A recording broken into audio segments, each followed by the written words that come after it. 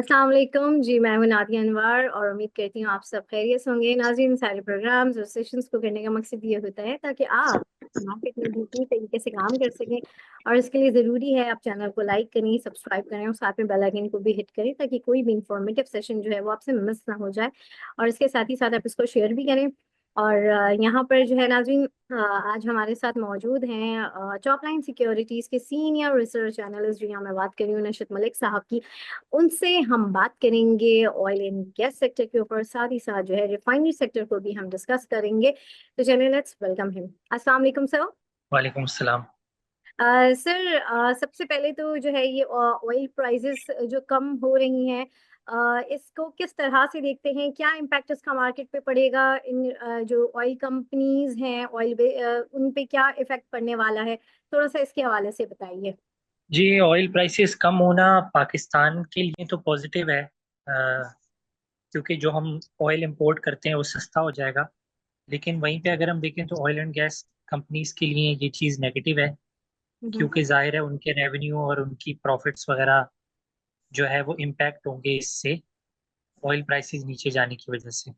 सही। अच्छा सर, सबसे पहले ऑयल एंड गैस सेक्टर में हम बात करते हैं। उन कंपनीज के कुछ बिजनेस मॉडल्स हैं, उनको थोड़ा सा ब्रीफ करें आप। और जो है सबसे पहले मैं मारी एनर्जीज के हवाले से मैं जानना चाहूंगी। थोड़ा सा इसको बताइए कि क्या इसका बिजनेस मॉडल है, क्या सेल्स होती हैं, थोड़ा सा इसके हवाले से बताइए। अगर मारी एनर्जीज की बात करें तो मारी एनर्जीज जो है वो ऑयल एंड गैस प्रोडक्शन की कंपनी है। हम्म। यानी कि मारी एनर्जी करती ये है कि बेसिकली जो है वो एक्सप्लोर करती है पहले कि ऑयल और गैस वगैरह कहाँ से निकल सकता है ज़मीन में। और उसके बाद जब वो अ, जो है पता चल जाता है कि कौन सी ऐसी जगह है जहाँ से ऑयल या गैस निकल सकता है, तो उसके बाद वहाँ पे जाके ड्रिलिंग करके ऑयल एंड गैस को वहाँ से एक्सट्रैक्ट करते हैं। और मारी को अगर हम देखें तो मारी का मेजॉरिटी जो रेवेन्यू है वो गैस से ही जनरेट होता है।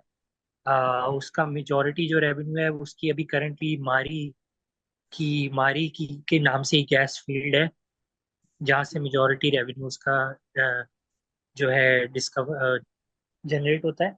उसके अलावा ये कि मारी जो है अभी नॉर्थ वजीरिस्तान एरिया में एक्सप्लोरेशन कर रही है, और उसने एक दो डिस्कवरीज भी की हैं गैस, जो मेजॉरिटी गैस प्रोडक्शन से रिलेटेड। सही, बिल्कुल। अच्छा सर, अब नेक्स्ट जो है ये ओजीडीसी के हवाले से जरा बताइए कि इसका क्या है। और सेकेंडली ये कि इसकी क्या सेल्स है, थोड़ा सा इसके हवाले से बताइए। और ये भी मैं जानूंगी कि क्या ये ओजीडीसी जो है ये अपने पीक पे पहुंच चुका है या अभी इसमें मजीद एंट्री लेने की गुंजाइश है? ओजीडीसी और पीपीएल वगैरह में गैप है, लेकिन वो जाहिर सी बात है कि इंटरनेशनल ऑयल प्राइसेस की रिकवरी पे डिपेंड करता है। लेकिन वही बात है कि आ, पैसे बनाने में के लिए थोड़ा सा रिस्क तो लेना पड़ता है। रिस्क लेने से ही पैसे बनते हैं, और अगर बिल्कुल इजी इजी हो सब कुछ तो हर कोई पैसे बना रहा हो। थोड़ा बहुत रिस्क लेना पड़ता है, और ये इस चीज़ के ऊपर थोड़ा रिस्क लेना पड़ेगा कि ऑयल प्राइसेस शॉर्ट टर्म में थोड़ी बहुत रिकवर कर जाएंगे। सही। तो सर इस सेक्टर पे कितना फर्क पड़ेगा? जैसे अभी जो प्राइसेस डाउन हो रही है, तो सेक्टर्स पे क्या इम्पैक्ट आएगा? सेक्टर्स के ऊपर जो है सारे, स्पेशली जो ऑयल एंड गैस और रिफाइनरी सेक्टर है उसके ऊपर काफी नेगेटिव इम्पैक्ट आएगा। अच्छा। क्योंकि क्योंकि उनकी जो प्रॉफिट्स हैं वो लिंक होते हैं डायरेक्ट ऑयल प्राइसेस से। और बल्कि ये है कि जो ऑयल एंड गैस मार्केटिंग है, ऑयल एंड गैस मार्केटिंग के लिए भी एटलीस्ट एक क्वार्टर तो नेगेटिव होगा, क्योंकि उसको इन्वेंट्री लॉसेस फेस करने पड़ेंगे ऑयल की प्राइसेस गिर जाने की वजह से। सही। और इसी तरीके से सर मैं बात करूंगी यहाँ पर पीपीएल की, पाकिस्तान पेट्रोलियम लिमिटेड जो है, इस कंपनी का थोड़ा सा बताइए कि क्या इसके बिजनेस मॉडल है और सेल्स वगैरह के हवाले से जरा सही बताइए कि इसमें अगर एंट्री ली जाए तो कितना बेनिफिशियल रहेगा। पीपीएल भी का भी सेम ही बिजनेस मॉडल है, ये सारी oil and gas production companies हैं। हम्म। पीपीएल में बिल्कुल एंट्री ली जा सकती है, स्पेशली इस रेट के ऊपर तो की जा सकती है बिल्कुल एंट्री। पीपीएल का ये है कि पहले इसकी टारगेट प्राइस जो है वो 220 230 के बीच थी, लेकिन अब इन ऑयल प्राइसेस के ऊपर मे बी ये थोड़ी सी अगर हम नीचे इसको रिवाइज करें तो 190 से 200 के बीच इसकी कम से कम भी प्राइस होनी चाहिए, 200 के आसपास। तो आई थिंक गैप इसमें एग्जिस्ट करता है, शॉर्ट टर्म में भी और लॉन्ग टर्म में भी। सही। सर, जैसे कि अब आपका ये कोर्स है फंडामेंटल, तो उसमें ये जो है थोड़ा सा मुझे ये बताइए कि ये चीज़ें कैसे हेल्प आउट कर सकती हैं, कैलकुलेशंस, और किस तरीके से ये खुद ही जो है वो स्टूडेंट जो है वो पिक करे कि हमें इस सेक्टर्स में से किन कंपनीज को जो है वो चूज करना चाहिए। इन्वेस्टमेंट के लिए क्या रेट, कौन सा रेट होना चाहिए, किस रेट में हमें लेना चाहिए, किस रेट पे हमें यहाँ से एग्जिट कर जाना चाहिए। तो थोड़ा सा इसके हवाले से बताइए, तो जो लोग इंटरेस्टेड हैं फंडामेंटल में तो उनको क्या बेनिफिट मिलेगा, ये थोड़ा सा इसके हवाले से। जी, ये जो कोर्स है फंडामेंटल एनालिसिस लोगों को सिखाएगा, हम्म। और बहुत सिंपल तरीके से एनालिसिस करना सिखाएगा। और जो लोग इन्वेस्ट करते हुए जो कॉमन मिस्टेक्स करते हैं, और जो है जल्दबाजी जो करते हैं इन्वेस्टमेंट करने के लिए, जो है हम तो जाहिर है इस तरह के लोगों से डेली के बेसिस पे डील कर रहे होते हैं, जल्दबाज किस्म के लोगों से। हम्म। और स्पेशली जो है अ, जो हमारी मार्केटिंग की टीम वाली और स्पेशली मिस नादिया वगैरह जो लोग हैं, जिनको लोग मैसेजेस और कॉलें कर करके तंग करते हैं, तो वो जो है एक ये कोर्स जो है एक सब्र भी जो है वो डेवलप करेगा लोगों के अंदर। हाँ, बहुत और जरूरी है। जो है लोगों के अंदर सब्र डेवलप करेगा, और जो है मैम नादिया के सब्र का इम्तिहान कम होगा इस कोर्स से। तो जो है ये इसलिए बेनिफिशियल होगा। और नॉर्मली बेसिकली होता है कि कुछ कुछ मिस्टेक्स हम चीज़ों को देखते हुए कर रहे होते हैं, हम्म। जो कि जाहिर है अंडरस्टैंडेबल है कि अ, हम लोग किसी भी स्टॉक की प्राइस को देखते हैं। जो प्राइस होती है स्टॉक की, वो जो है वो इन इट सेल्फ कुछ भी नहीं होती। अ, जो स्टॉक की जो वैल्यू होती है वो निकालने के मुख्तलिफ तरीके होते हैं, जिसमें प्राइस का शायद थोड़ा बहुत ताल्लुक होता है, लेकिन उसको देखने के और बहुत मुख्तलिफ तरीके हैं।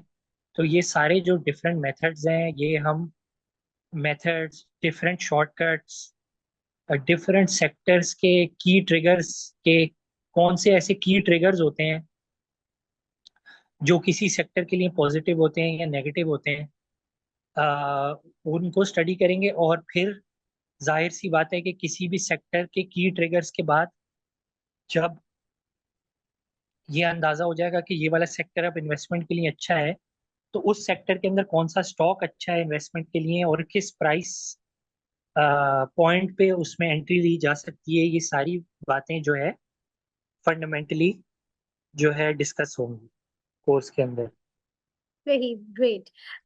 सर, अब जो है नेक्स्ट हमारा है रिफाइनरी सेक्टर है, तो रिफाइनरी सेक्टर को थोड़ा सा ब्रीफ करें कि इसमें जो है इसको बेसिकली हम दो हिस्सों में देखते हैं।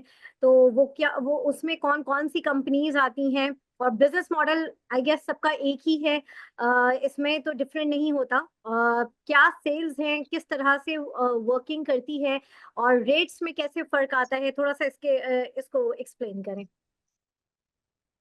अगर हम रिफाइनरी सेक्टर को देखें तो रिफाइनरी सेक्टर जो है इस एनर्जी, इस ऑयल एंड गैस जो चेन है, ऑयल एंड गैस चेन की अगली जो कड़ी है वो रिफाइनरी सेक्टर है। यानी कि ये जो ऑयल एंड गैस कंपनीज हैं, हम्म। जब ये ऑयल जो है निकाल लेती हैं, जब ये ऑयल एक्सट्रैक्ट कर लेती हैं, जब ये ऑयल प्रोड्यूस कर लेती हैं, तो ये ऑयल प्रोड्यूस करने के बाद आगे उस ऑयल को सेल करती हैं रिफाइनरीज को। हम्म। रिफाइनरीज जो है उस ऑयल को परचेज करने के बाद उसको जो है जाहिर सी बात है रिफाइन करती हैं, जो कि उनके नाम के अंदर हमें पता चल रहा है कि वो काम क्या करती हैं। तो एग्जैक्टली। वो पेट्रोलियम को रिफाइन करती हैं और पेट्रोलियम को यानी कि क्रूड ऑयल को, जो जमीन से निकला हुआ जो तेल होता है जिसको क्रूड ऑयल कहते हैं, एग्जैक्टली। उस क्रूड ऑयल को रिफाइन करके डिफरेंट प्रोडक्ट्स में कन्वर्ट करती हैं, जो प्रोडक्ट्स हमें डेली अपनी डेली लाइफ गुजारने के लिए चाहिए होते हैं। जैसे कि हम गाड़ी में डालने के लिए पेट्रोल, गाड़ियों में डालने के लिए डीजल, ट्रैक्टर्स में डालने के लिए डीजल, हम्म। जनरेटर्स वगैरह में डालने के लिए डीजल, जहाज़ों में डालने के लिए फ्यूल, सिलेंडर्स के अंदर डालने के लिए एलपीजी। ये सारी चीज़ें जो है, जो प्रोड्यूस करती है, वो रिफाइनरीज प्रोड्यूस करती हैं ऑयल एंड गैस कंपनी से क्रूड ऑयल परचेज करने के बाद उसको कन्वर्ट करके। और रिफाइनरीज को अगर हम देखें तो रिफाइनरीज की जो प्राइसिंग होती है, उनके प्रोडक्ट्स की जो प्राइसिंग होती है, वो जो क्रूड ऑयल है, क्रूड ऑयल की जो प्राइसेस है, जैसे अभी हमने डिस्कस किया कि इंटरनेशनल मार्केट्स में जो क्रूड ऑयल है हम्म। उसकी प्राइस डाउन हो गई है। तो जो रिफाइनरी के प्रोडक्ट्स की प्राइसिंग होती है वो इसी तरीके से होती है कि क्रूड ऑयल के ऊपर अगर हम कुछ डॉलर्स ऐड कर लें, तो वो जो डॉलर्स होते हैं वो इसको स्प्रेड बोलते हैं। तो कुछ स्प्रेड डॉलर्स में कुछ स्प्रेड ऐड कर लें तो उस प्रोडक्ट के ऊपर, उस प्राइस के ऊपर वो डिफरेंट प्रोडक्ट सेल होते हैं, लोकल मार्केट में भी और इंटरनेशनल मार्केट्स में भी। तो जाहिर सी बात है कि अगर क्रूड ऑयल की प्राइस डाउन जाएगी तो ओवरऑल जो रिफाइनरी की सेल्स हैं वो भी डाउन जाएंगी। तो सेल्स डाउन जाने की वजह से जो है मार्जिन्स भी, मार्जिन्स पे भी फर्क पड़ेगा, मार्जिन्स भी गिरेंगे और जो है प्रॉफिट भी गिरेगा। तो ये इम्पैक्ट होता है ओवरऑल। सही। और सर इसमें दो फील्ड्स होती हैं, ग्रीन फील्ड होती है, एक ब्राउन फील्ड होती है, तो उसमें जो है कौन कौन सी इस वक्त हमारे यहाँ कौन सी कंपनीज जो है वो हैं, और क्या ज्यादा बेनिफिट्स रहेंगे आगे इन फ्यूचर? ग्रीन फील्ड और ब्राउन फील्ड जो है वो दो तरह की अ,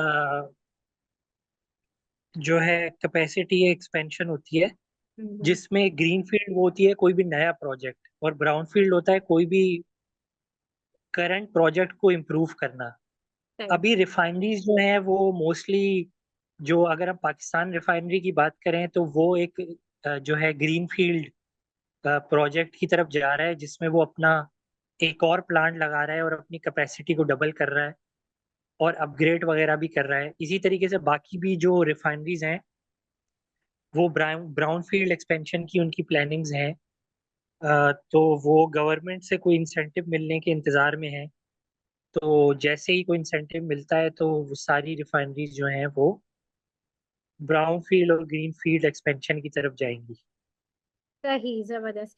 अच्छा सर, अब यहाँ पर जो है हमारे साथ पार्टिसिपेंट्स हैं, उनके मैं अब सवालात लूंगी, और काइंडली आप लोगों से रिक्वेस्ट है कि आप लोग जो है सवालात हमारे ये ऑयल एंड गैस और रिफाइनरी सेक्टर से ही रिलेटेड हों, क्योंकि ये भी अभी बड़ा हॉट चल रहा है। आज भी ऑयल एंड गैस सेक्टर में हमने देखा। जी एस के साहब, जल्दी से अपना सवाल कर लीजिए। जी सलाम वालेकुम सर।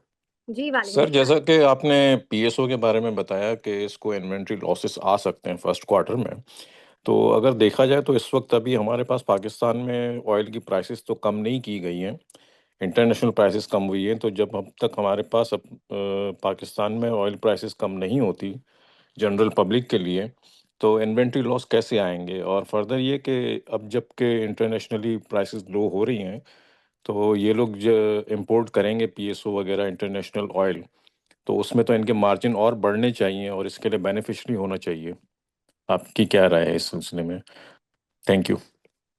जी, ये अब देखिए, जैसे ये आपने सवाल किया, सवाल तो आपका बहुत अच्छा है, लेकिन ये है कि जाहिर है कि थोड़ी सी बेसिक अंडरस्टैंडिंग की लैकिंग है। तो हमने जो कोर्स वगैरह इंट्रोड्यूस करवाए हैं, उसका पर्पस मेनली कोर्स का यही है कि जो स्टॉक मार्केट में पार्टिसिपेट करने वाले लोग हैं, जो ऑडियंस है, वो एक एजुकेटेड वे में डिसीजन ले पाए। नहीं हुई डिक्रीज, लेकिन वो डिक्रीज क्यों नहीं हुई? वो डिक्रीज इसलिए नहीं हुई कि गवर्नमेंट ने टैक्स बढ़ा दिया है। अब अगर गवर्नमेंट ने टैक्स बढ़ा दिया है तो वो जो टैक्स है वो पीएसओ को तो जाएगा नहीं, पीएसओ के तो मार्जिन्स पे उससे कोई इम्पैक्ट नहीं है कि गवर्नमेंट को टैक्स कम जा रहा है ज्यादा जा रहा है। लेकिन पीएसओ को जो प्राइस जाएगी वो डेफिनेटली डिक्लाइन हुई है। यानी कि पीएसओ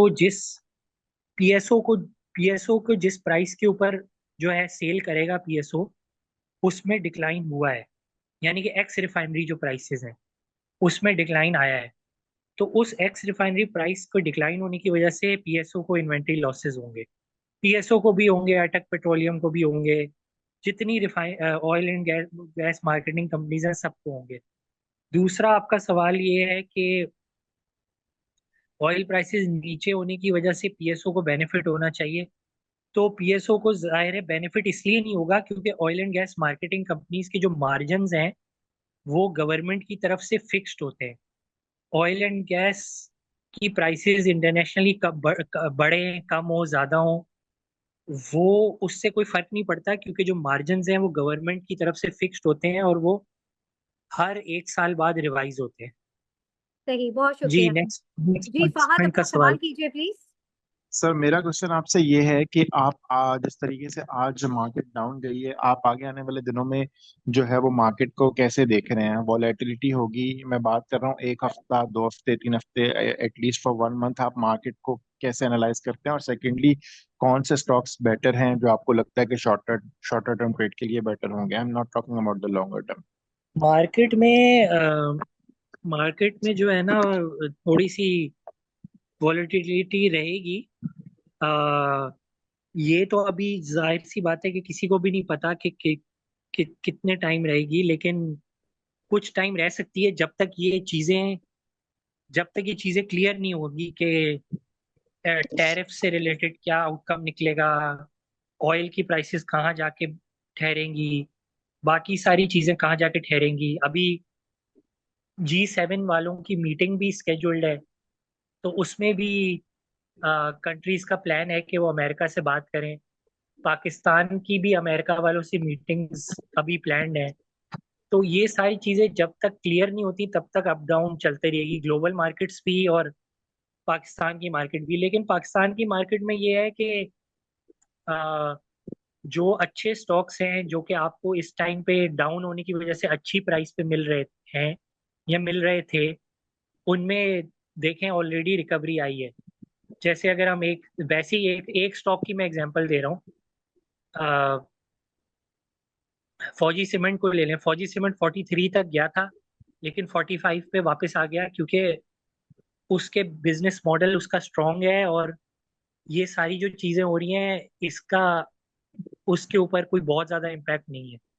तो ऐसे स्टॉक्स जिनके ऊपर इन सारी चीजों का डेवलपमेंट्स का कोई इम्पैक्ट नहीं है बहुत ज्यादा, और जो इस टाइम पे अच्छी प्राइस के ऊपर मिल रहे हैं, तो उनको ले लेना चाहिए। वो कब परफॉर्म करेंगे, 1 महीने बाद, 2 महीने बाद, 1 हफ्ते बाद, ये मार्केट की टाइमिंग करना सबसे बड़ी मिस्टेक होती है। कि मार्केट मुझे लगता है कि अभी चल जाएगी, मार्केट मुझे लगता है कि कल चल जाएगी, परसों चल जाएगी। ये इन चीजों में अगर कोई इंसान पड़ता है तो वो लॉस ही करता है। जो इंसान अच्छे स्टॉक्स पिक करता है अच्छी प्राइस के ऊपर, वो फायदे में ही रहता है, बजाय इसके कि जो इंसान शॉर्ट टर्म अप्रोच लेके चले। सही, हाँ, बहुत जी, शुक्रिया सर। जी। नेक्स्ट। जी उमर अरशद साहब, जल्दी से अपना सवाल कीजिए, उसके बाद भी उमर ही से पूछना है मैंने सवाल। जी उमर अरशद साहब, अपना सवाल करें। जी अस्सलाम वालेकुम सर। फर्स्ट ऑफ ऑल जो है एक तो थैंक यू सो मच कि आपका एक प्लेटफॉर्म मैं अप्रिशिएट करता हूँ। काफ़ी अच्छा प्लेटफॉर्म है जिससे एक न्यू जो है लर्नर्स भी हैं इसमें काफ़ी, तो they can get good knowledge. Coming to my question sir, अभी आपने जैसे कहा है कि अभी मार्केट जो है कुछ इसी तरह नेगेटिव की तरफ इसका ट्रेंड रहेगा, तो व्हाट वुड यू सुजेस्ट कि अभी क्या हमें मार्केट में होल्ड ही पे रहना चाहिए या जो है बिल्कुल इसमें से आउट हो जाना चाहिए? एक तो क्वेश्चन ये। द सेकंड वन क्वेश्चन ये कि जैसे ये जो इस म्यूचुअल फंड के जो इक्विटीज होते हैं और शेयर्स जो मार्केट है, इनमें डिफरेंस क्या है? They have a same pattern to work? Thank you so much. अगर आप म्यूचुअल फंड के अंदर जाते हैं तो म्यूचुअल फंड के अंदर जो है म्यूचुअल फंड के किसी भी इक्विटी फंड में आपको बहुत सारे स्टॉक्स मिल जाएंगे। लेकिन अगर आप खुद से परचेज करने जाएंगे तो फिर जाहिर सी बात है कि आप जो है वो एक हद तक ही स्टॉक्स ले सकते हैं और अपने पोर्टफोलियो की डाइवर्सिफिकेशन कर सकते हैं। म्यूचुअल फंड के थ्रू ये है कि जाहिर सी बात है कि आपका अपना पर्सनल कंट्रोल बहुत ज़्यादा कम हो जाता है, लेकिन उसका बेनिफिट ये होता है कि थोड़ा रिस्क जो है वो कम हो जाता है। तो ये फर्क है। सही। बहुत शुक्रिया जी। नेक्स्ट उमर, आपका ही सवाल है। जी, ये जो दूसरे उमर हैं, जल्दी से अपना सवाल करें सर। सॉरी मैम, मेरा ये क्वेश्चन है कि पीओएल और माड़ी पेट्रोलियम इस रेट पे बाय करना चाहिए डेली बेसिस पे कुछ कुछ पोर्टफोलियो में फॉर लॉन्ग टर्म? ये काइंडली थोड़ा बता दें। जी बिल्कुल बिल्कुल, आप थोड़ी थोड़ी करके बाइंग कर सकते हैं दोनों में। और what about MTL millet tractor, इसका क्या फ्यूचर है? और इसको भी हम कुछ कुछ बाइंग कर सकते हैं? नहीं, मिलर ट्रैक्टर नहीं।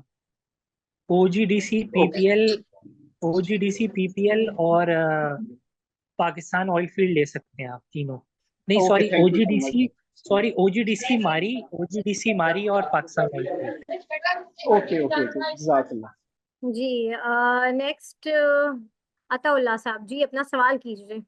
अस्सलाम वालेकुम। मेरा क्वेश्चन है नशीद साहब से इस सिनर्जी और हबको के हवाले से कि उनके शॉर्ट टर्म टारगेट्स और लॉन्ग टर्म टारगेट्स क्या है, मतलब फ्यूचर में हम क्या एक्सपेक्ट कर सकते हैं दोनों स्टॉक्स के हवाले से। जी अगर हम सिनर्जी की बात करें तो उसका शॉर्ट टर्म टारगेट 9 साढ़े 9 रुपये ही होगा। और उसके अलावा दूसरा कौन सा स्टॉक आपने बोला है? हबको। जी हपको के, हपको का शॉर्ट टर्म टारगेट जो है वो तकरीबन आप 140 तक हो सकता है, और जो लॉन्ग टर्म टारगेट है वो 165 170 तक। जी तो कल मार्केट रिकवर कर जाएगी? कल कल मार्केट थोड़ी बहुत पॉजिटिव होनी चाहिए थैंक यू क्योंकि थैंक काफी फॉल फॉल कर गई है। हाँ, और एंड में रिकवरी भी आई है, हमने देखा था। जी, बहुत शुक्रिया अताउल्लाह जी। एस खान, जल्दी से अपना सवाल करें। Kindly please stick to the topic, oil and gas and refinery के हवाले से सवाल करें। G S Khan. जी अस्सलाम वालेकुम। मेरा क्वेश्चन ये था, एक्चुअली प्रीवियस गेस्ट ने पूछ लिया था सिनर्जी से रिलेटेड, मगर मैं ये देख रहा था कि उसकी बुक वैल्यू काफ़ी हाई है सिनर्जी की। तो कभी in future with in a year आपको लगता है कि वो बुक वैल्यू के करीब आ जाएगा? और दूसरा सवाल मेरा ये था कि पीआरएल की मेरी बाइंग 41 की है, तो आपको लगता है ये रिकवर कर जाएगा 41 तक, like within next 6 months? जी पीआरएल बिल्कुल रिकवर कर जाएगा। और बुक वैल्यू कम है, उसकी पीछे रीजन भी है कि क्यों है बुक वैल्यू कम। अगर सिनर्जी को देखें तो सिनर्जी जो है वो 15 20 25% की यूटिलाइजेशन के ऊपर ऑपरेट कर रहा है। पाकिस्तान की सबसे बड़ी रिफाइनरी है, 7 मिलियन टन की कैपेसिटी है, लेकिन ये है कि सिर्फ और सिर्फ 1 1.5 million ton 2 million ton capacity utilise हो रही है। तो जाहिर सी बात है कि वो फिर अपने बुक वैल्यू के हिसाब से फिर ट्रेड नहीं कर रहा, उस इसी वजह से मगर फंडामेंटल आपको रीजन। लगता है इन फ्यूचर के ये कभी 1 1.5 साल में मतलब बुक वैल्यू के करीब आ सकता है, समवेयर अराउंड? क्योंकि बुक वैल्यू तो इसकी 36 37 है तकरीबन। आ सकती है। उस चीज पे डिपेंडेंट है कि अगर ये लोग अपनी अपग्रेड कर लेते हैं। अपग्रेड अपग्रेड की तरफ जाना बहुत जरूरी है सिनर्जी के लिए। जी ठीक है। और पीआरएल का प्लीज बस बता दीजिएगा कि 41 की बाइंग है, तो ये विद इन 3 4 मंथ्स रिकवर कर जाएगा, इतना आ जाएगा 41 42 की? पीआरएल को रिकवर कर जाना चाहिए। Thank you so much. चलें, बहुत शुक्रिया जी। सैयद इब्राहिम, अपना सवाल करें प्लीज। जी अस्सलाम वालेकुम। जी सर, एसएनजीपी और एसएसजीसी के ऊपर कुछ ओवरव्यू दीजिए। जी एसएनजीपी और एसएसजीसी के ऊपर यही है कि गवर्नमेंट अब टाइम से गैस की प्राइसेस बढ़ा रही है। कैप्टिव गैस की प्राइसेस भी बढ़ा बढ़ा दी हैं, मल्टीपल टाइम्स बढ़ाई हैं। जो है रिकवरीज वगैरह भी अच्छी हो रही हैं। तो लॉन्ग टर्म के लिए एसएनजीपी और एसएसजीसी के अंदर इम्प्रूवमेंट ही है। सही, बहुत शुक्रिया। और ये इस कंडीशन के अंदर ये जो आजकल जो ऑयल प्राइसेस जो गिरी हैं और गैस की प्राइसेस भी शायद गिरी है, तो उसकी वजह से अभी कोई शॉर्ट टर्म इम्पैक्ट आएगा इनके शेयर प्राइसेस पे? एसएनजीपी और एसएसजीसी का थोड़ा सा प्राइसिंग के फॉर्मूला डिफरेंट होता है, उसका कोई बहुत ज्यादा इम्पैक्ट है नहीं इस चीज का। एसएसजीसी और एसएनजीपी के भी मार्जिन्स जो है वो फिक्स्ड होते हैं। प्राइस ऊपर ठीक है। जाने का भी कोई नुकसान नहीं है, सॉरी फायदा नहीं है, और जो है नीचे आने का नुकसान भी नहीं है। थैंक यू जी। जी, बस लास्ट सवाल हम लेते हैं, उसके बाद फिर हम चलेंगे टॉपिक्स वगैरह के ऊपर। मोहम्मद उसामा, अपना सवाल कर लें जल्दी से। सर मेरा सवाल ये था कि मारी आपने भी जो है बताया कि रिकमेंड किया है कि वो परचेस कर सकते हैं, तो वो इस प्राइस पे ही परचेस कर सकते हैं जो अभी करंट प्राइस है? और सेकंड ये कि अभी आप जैसा अभी आपने कहा कि ये नहीं देखना चाहिए कि मार्केट यहाँ से बढ़ेगी या फर्दर कम हो जाएगी। तो जैसे अभी मैं एग्जांपल दूँ, सिर्फ एग्जांपल के तौर पर बता रहा हूँ, मेपल लीफ की बात कर रहा हूँ। मेपल लीफ मैंने 59 के अराउंड लिया और बीच में उसने कुछ टाइम के बाद लोअर लॉक भी लगा दिया। तो आप एग्जैक्ट प्राइस डिटरमाइन कैसे करें कि यहाँ से प्राइस फर्दर बढ़ेगी या फर्दर कम होगी, क्योंकि जिस तरह की आज की मार्केट थी तो ये चीज़ डिटरमाइन करना मुश्किल था। तो इस बारे में थोड़ा सा बता दें। जी, आपने स्टॉक एक अच्छा स्टॉक देखा और उसको एक प्राइस के ऊपर आपने परचेज कर लिया, वो नीचे गया और फिर वो आपने देखा कि वो रिकवर कर गया। तो यही होता है कि कोई अगर अच्छा स्टॉक होता है तो वो रिकवर कर जाता है। इसी वजह से अच्छे स्टॉक को, अच्छे बिजनेस मॉडल को, अच्छी कंपनी को परचेज करना चाहिए। ठीक है सर, और मारी पेट्रोलियम आपने बताया तो इसी प्राइस से परचेस कर सकते हैं? जी, मारी पेट्रोलियम कर सकते हैं, वो ऑयल एंड गैस की, हाँ, और कर सकते हैं क्योंकि इसमें कुछ डेवलपमेंट्स चल रही हैं। क्योंकि वो आप जैसे आपने और भी बहुत सारे ने रिकमेंड किया था कि मारी अराउंड 400 परचेस करना चाहिए, ओवर प्राइस है। तो अब मतलब कि लगता है आपको कि ये फर्दर और मतलब कि इंक्रीज करेगा? ओवर प्राइस तो अभी भी है, लेकिन इसकी जो फ्यूचर गैस की डिस्कवरीज हैं, उसको लेके लोग पॉजिटिव हैं। जो गैस की सही भी। डिस्कवरीज इसकी चल रही हैं।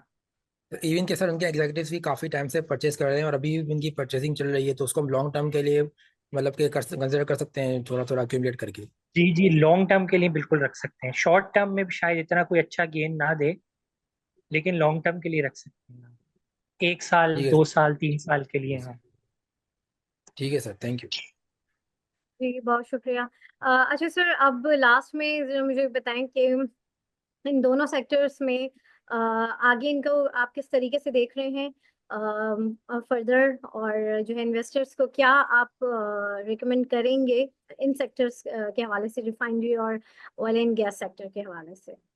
जी, मोहम्मद इरफान साहब, चलें आप अपना सवाल कर लें, लेकिन मैं आपसे नाराज हूँ क्योंकि आपका माइक ऑन था, तो इसलिए मैंने सोचा था आज आपसे सवाल नहीं लूंगी, लेकिन चलें आप अपना सवाल कर लीजिए।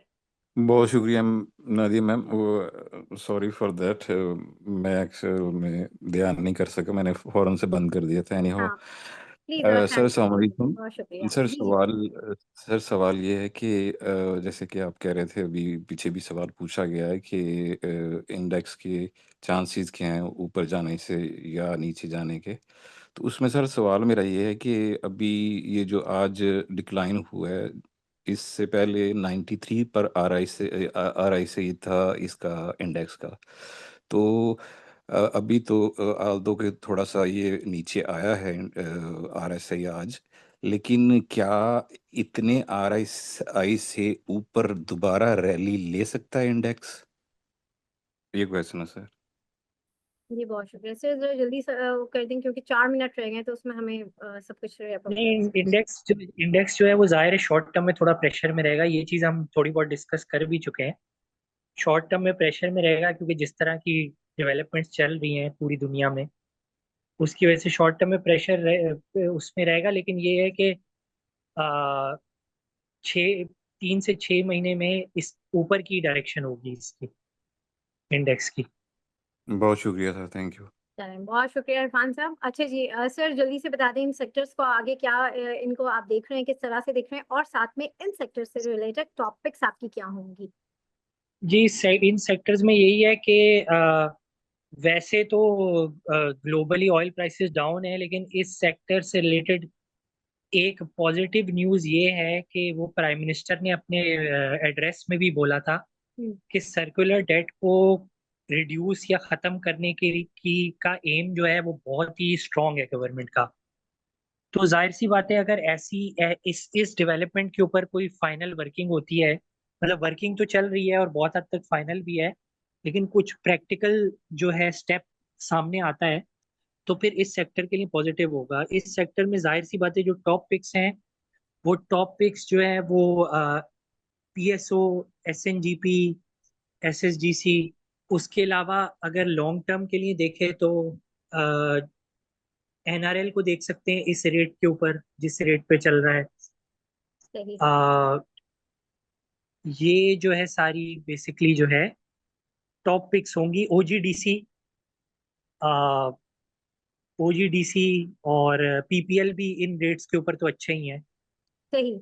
ये थी सर आपकी टॉपिक्स, और बहुत शुक्रिया सर नशत आपका, और हमारे साथ जितने भी पार्टिसिपेंट्स हैं आप लोगों का भी बहुत शुक्रिया। और नाज़रीन, यहाँ पर जो है मैं सेशन से इजाज़त लूंगी। आप लोगों से इंशाल्लाह फिर मुलाकात होगी, तब तक के लिए अल्लाह हाफ़िज़।